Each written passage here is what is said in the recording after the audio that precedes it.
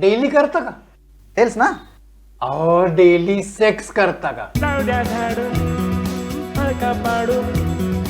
ओवी ते शिवी जो ते कवी लोनंद ते लंडन नाही विषयाचे बंधन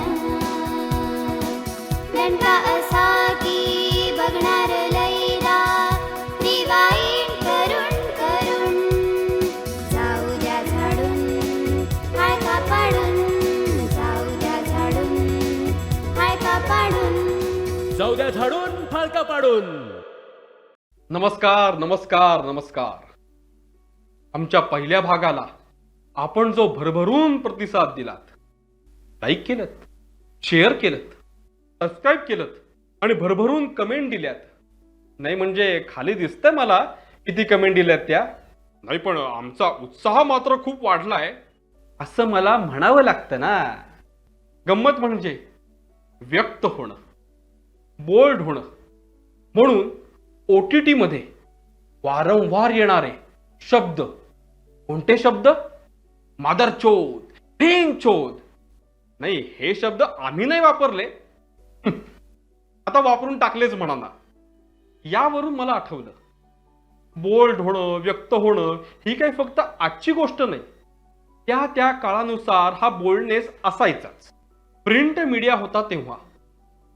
प्रिंट मीडिया म्हणजे पुस्तकं. छापील मजकूर काय डेंजर असायचा म्हणून सांगू? साधारणतः 75-76 साल असावं. नाही म्हणजे त्यावेळी माझा जन्म झालेला नव्हता, पण साल हेच असावं. चंद्रकांत खोत नावाचे ख्यातनाम लेखक होते. होते म्हणजे आज नाही आहेत, म्हणून होतेच. त्यांची बिनधास नावाची एक कादंबरी आली होती. त्याची अर्पण पत्रिका काय असावी? ज्या ज्या मादरचोतांना हे पुस्तक अर्पण करावंसं वाटतं त्या त्या मादरचोतांना हे पुस्तक अर्पण. अहो हातोहात खपली ना कादंबरी. आता आपण प्रिंट मीडिया मधून व्हिज्युअलला आलेलो आहोत, त्यामुळे काहीही बघणं आणि काहीही ऐकणं हे क्रमप्राप्तच आहे. एका मालिकेत सनी लिओनी अब्रू रक्षणार्थ एका माणसाचा खून करते. नाही हा एक विनोदच आहे, पण त्याच मालिकेत कहा है पेनड्राईव्ह असं विलननं विचारल्यावरती या सन्माननीय आदरणीय महिला तेरी गांड में असं बाणेदार उत्तर देतात. हे ऐकून मी दचकलो आणि पेनड्राईव्ह शोधायला लागलो, पण नाहीये. मग आता म्या तरी कशा पायी भ्यायचं? होऊन जाऊ दे तिच्या आईला, जाऊ द्या झाडून फाळका पाडून.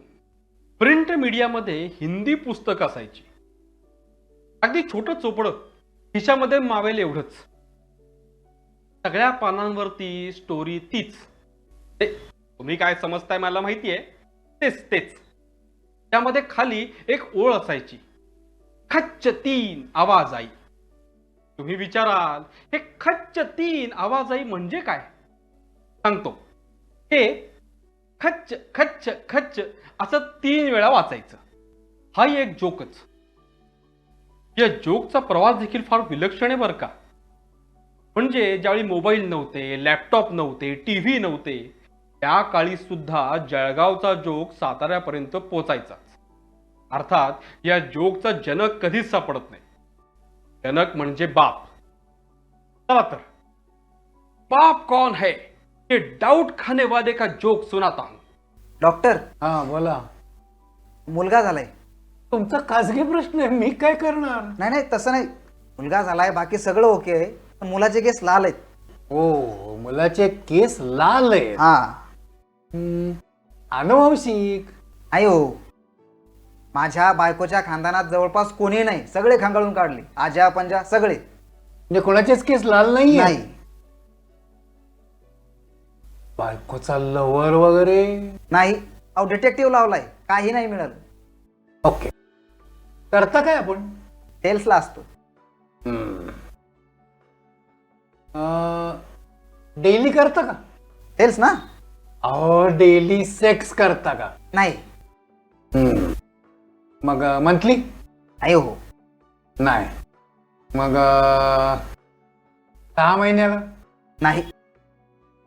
निदान वर्षातनं तरी. हा म्हणजे जमेल तसं करतो. झालं झालं, तुमचं निदान झालं. तो रंगगंजाचा आहे.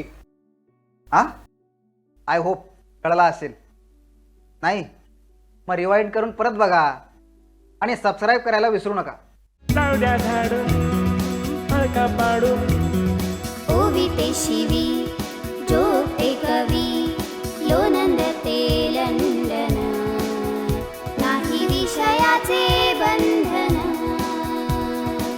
दंडा असा की बघणार लैला रिवाईंड करून करून जाऊ द्या झाडून हाळका पाडून जाऊ द्या झाडून हाळका पाडून जाऊ द्या झाडून फाळका पाडून.